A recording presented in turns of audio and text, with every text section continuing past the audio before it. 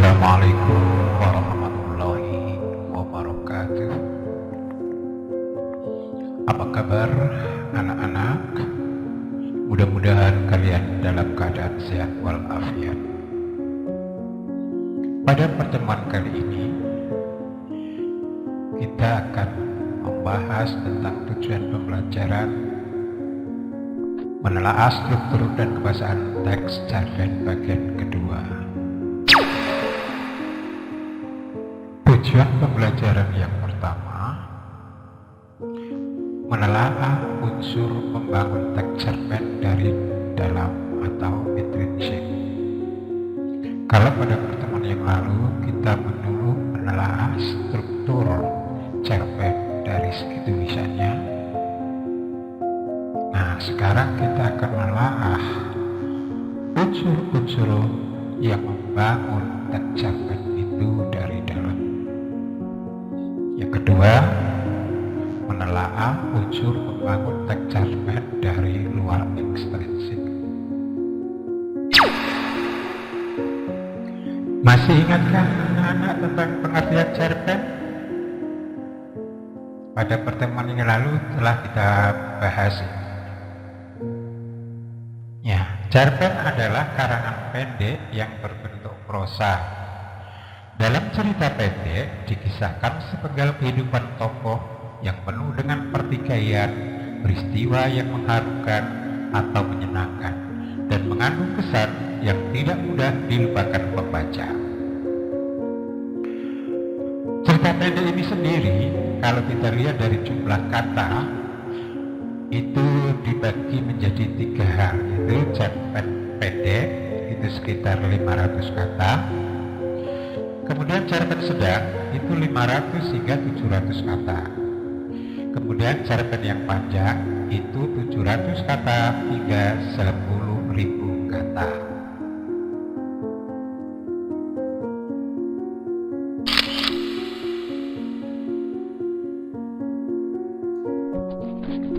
Unsur-unsur pembangun cerpen itu dibedakan menjadi 2.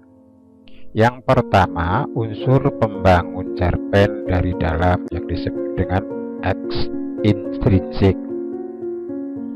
Sedangkan unsur pembangun cerpen dari luar cerita itu disebut dengan ekstrinsik.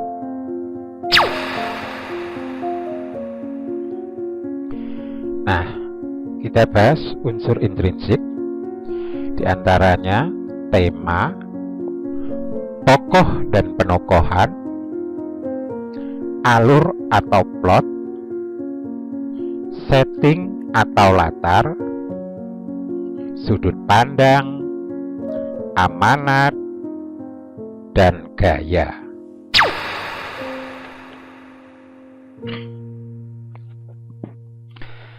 Tema adalah makna cerita, gagasan utama, atau dasar cerita. Ini tidak perlu dibahas karena ini sudah dibahas juga dari kelas 7, 8 juga sudah ada. Tokoh dan penokohan.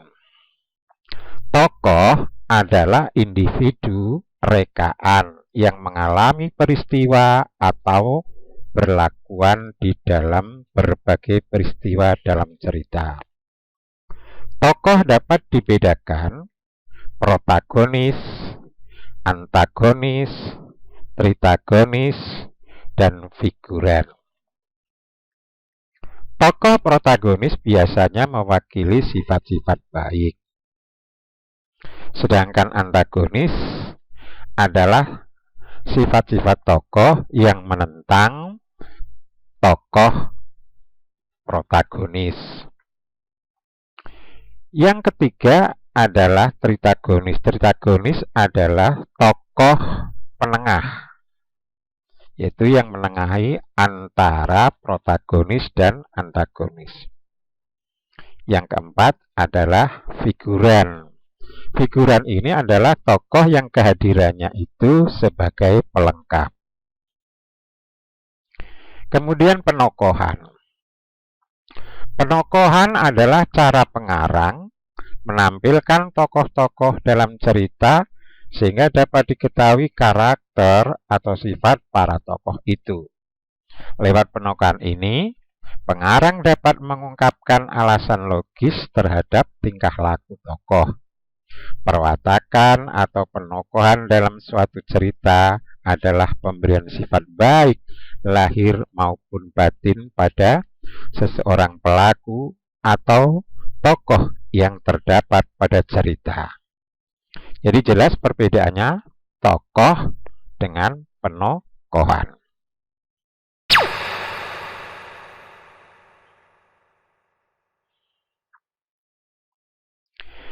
Nah, penokohan tadi adalah cara pengarang melukiskan sifat tokoh. Nah, cara pengarang melukiskan sifat tokoh di dalam cerita itu ada berbagai macam. Di antaranya yang satu, dengan cara narasi dalam paragraf atau penjelasan langsung oleh pengarang. Contoh, Keza adalah anak yang rajin belajar. Setiap habis isya, ia merapikan catatan. Setelah subuh, ia membaca pelajaran yang akan dipelajari hari itu. Sifat Keza rajin. Ini dijelaskan langsung oleh pengarang dan dapat dilihat langsung secara tertulis. Yang kedua,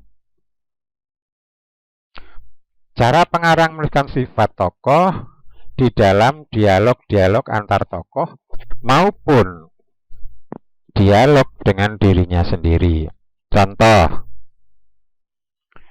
kamu boleh tidak senang dengan kata-kataku, namun apakah harus memaki-makiku, Gilang? Kata Farhan.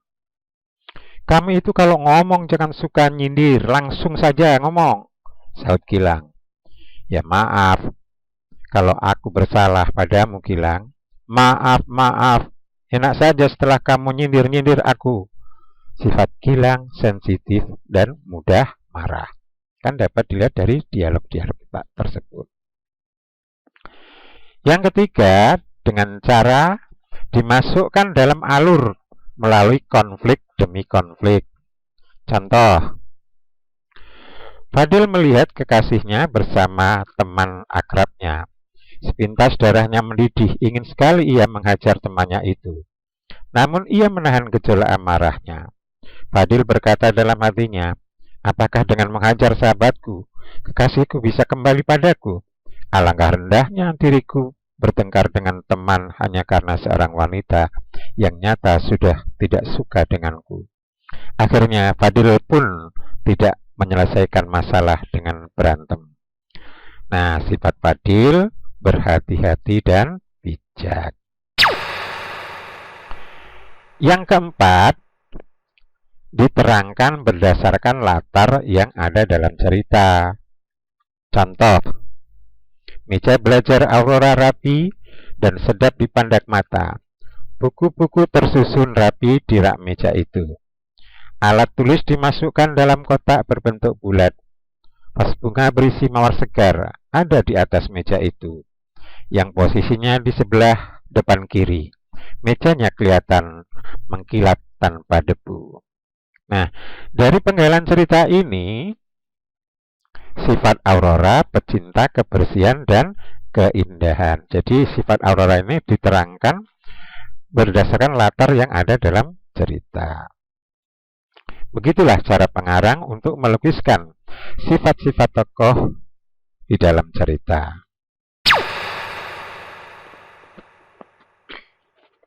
Kita lanjutkan unsur intrinsik yang berikutnya, yaitu alur atau plot.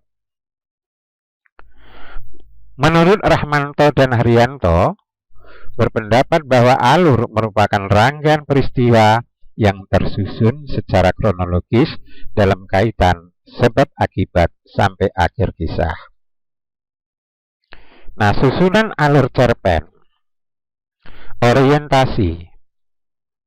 Penentuan peristiwa menciptakan gambaran visual latar, atmosfer, dan waktu kisah, pengenalan karakter dan arah menuju komunikasi. Susunan alur cerpen ini telah kita bahas pada pertemuan sebelumnya, yaitu pada waktu menelaah struktur cerpen. Jadi tidak perlu saya ulang lagi, ya. Silakan dibaca dan disimak aja.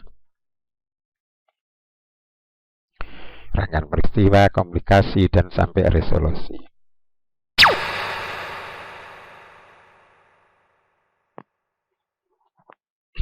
Unsur berikutnya, setting atau latar. Latar atau setting yang disebut juga sebagai landas tumpu, menyaran pada pengertian tempat, hubungan waktu, dan lingkungan sosial tempat terjadinya peristiwa-peristiwa yang diceritakan. Ini menurut Abraham dalam Nurgiantoro.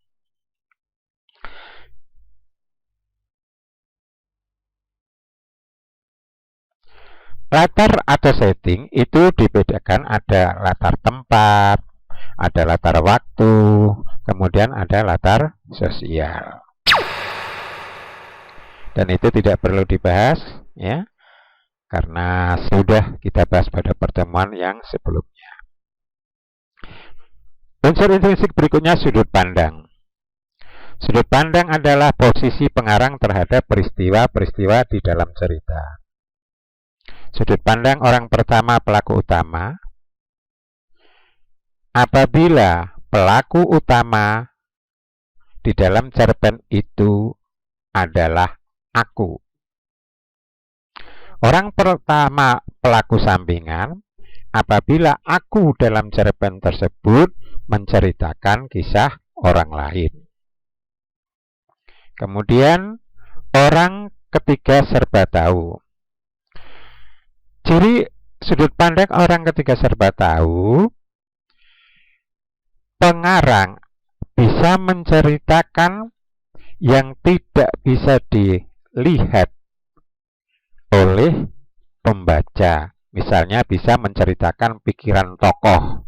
Nah, itu contoh sudut pandang orang ketiga serba tahu. Kemudian orang ketiga sebagai pengamat. Nah, ciri cerpen yang menggunakan orang ketiga sebagai pengamat, sang pengarang hanya menceritakan yang benar-benar bisa dilihat dan bisa dirasakan oleh tokoh. Itu perbedaannya orang ketiga serba tahu dan orang ketiga sebagai pengamat. Kemudian amanat.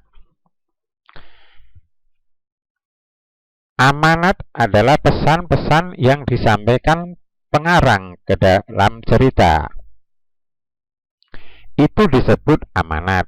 Amanat yang disampaikan pengarang melalui karyanya biasanya berupa ajaran moral atau pesan didaktis. Tidak jauh berbeda dengan bentuk cerita lainnya. Amanat dalam cerpen sering disimpan rapi dan disembunyikan pengarangnya secara tersirat atau implisit dalam keseluruhan cerita. Karena itu, untuk menemukan amanat, pembaca harus menghabiskan bacaannya sampai tuntas. Apalagi cerpen-cerpen modern, itu biasanya amanatnya adalah selalu tersirat atau implisit, tidak kelihatan dengan nyata. Beda dengan cerpen-cerpen yang tempo dulu, itu memang cerpennya itu tertulis secara eksplisit. Yang terakhir, unsur intrinsik adalah gaya. Gaya erat hubungannya dengan nada cerita. Gaya merupakan cara pemakaian bahasa yang spesifik dari seseorang pengarang. Ya, mungkin menggunakan, gayanya nih gaya bahasa Indonesia, gaya Sunda. Bahasa Indonesianya gaya Jawa, dan sebagainya. Gaya merupakan sarana yang dipergunakan pengarang dalam mencapai tujuan, yakni nada cerita. Seperti bagaimana pengarang memilih diksi, imaji, susunan kata-kata, dan kalimatnya. Gaya seseorang pengarang yang satu tidak akan sama dengan pengarang yang lainnya. Dengan demikian, gaya juga berkaitan dengan majas.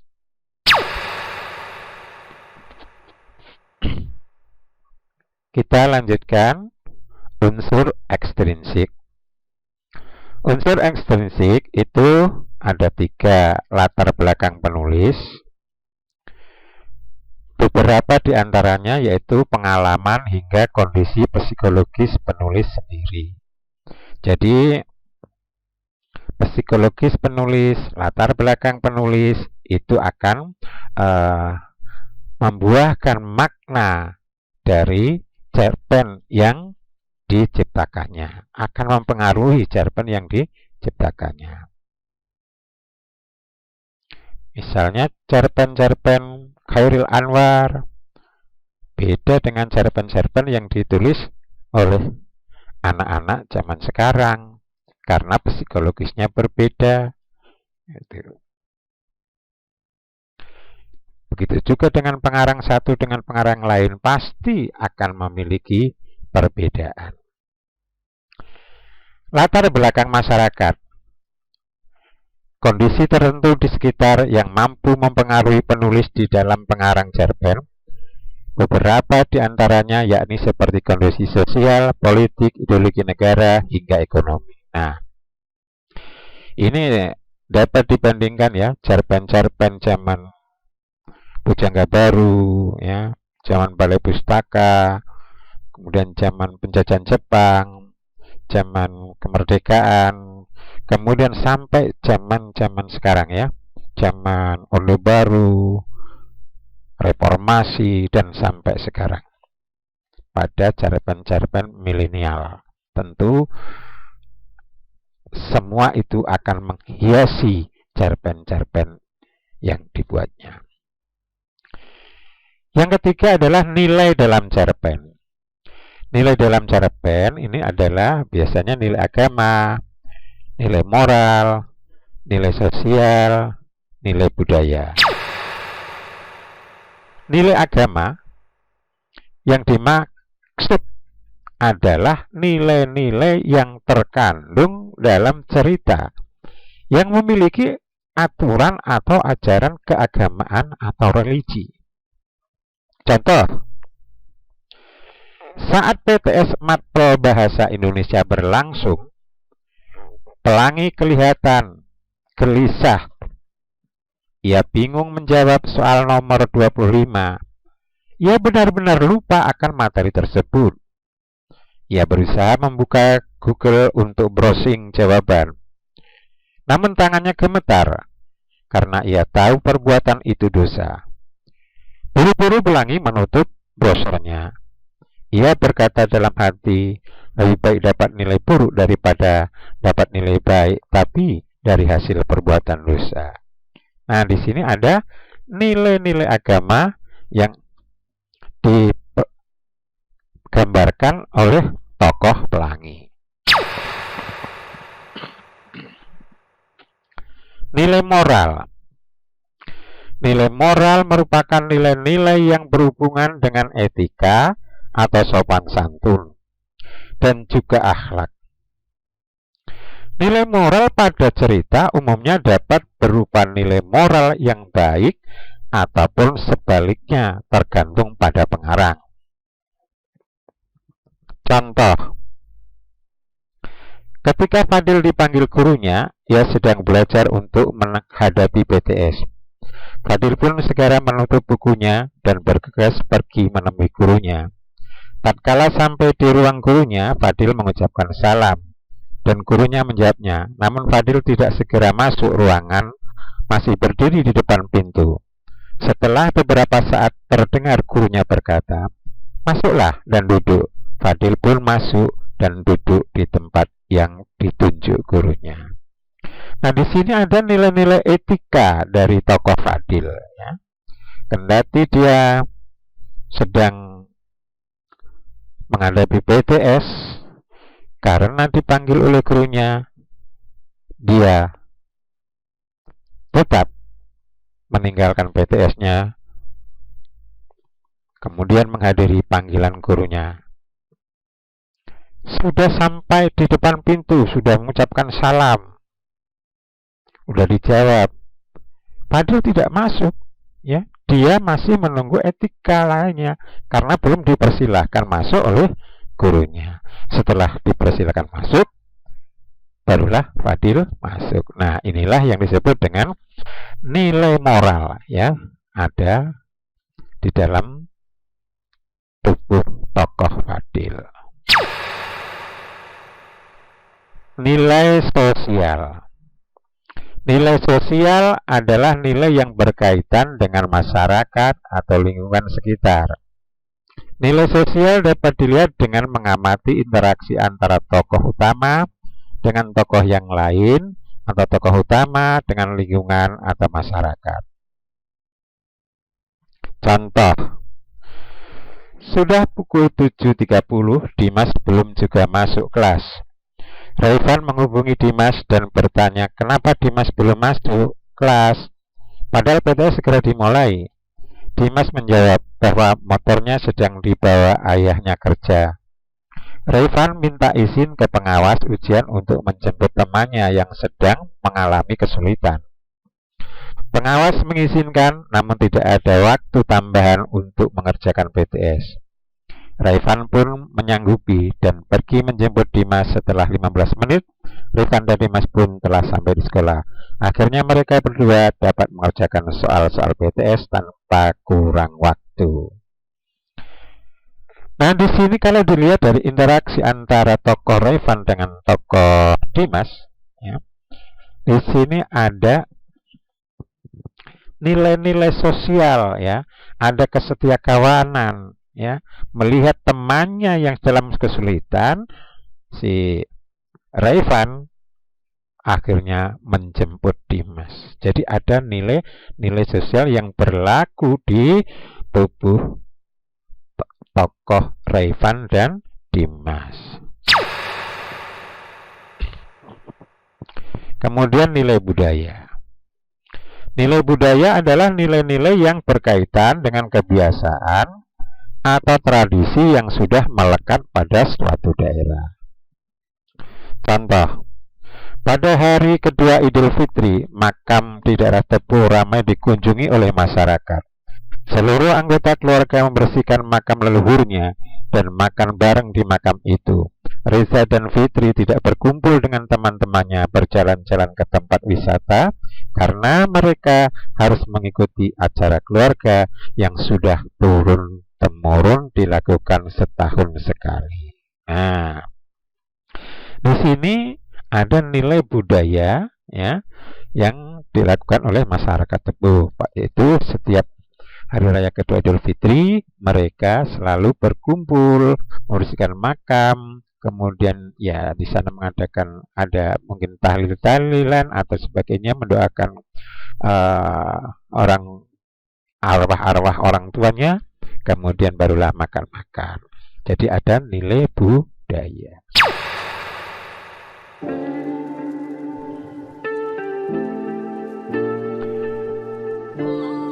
Jika ada yang kurang jelas terhadap isi materi di atas, silakan Anda bertanya atau tulis komentar Anda di kolom komentar. Jika materi ini bermanfaat bagi Anda, jangan lupa subscribe, like, komen, dan share agar teman-teman Anda yang lain dapat mengetahui, dapat menikmati, dapat mempelajari ilmu ini. Sampai jumpa di video-video yang akan datang. Mohon maaf atas segala kekurangan. Assalamualaikum warahmatullahi wabarakatuh.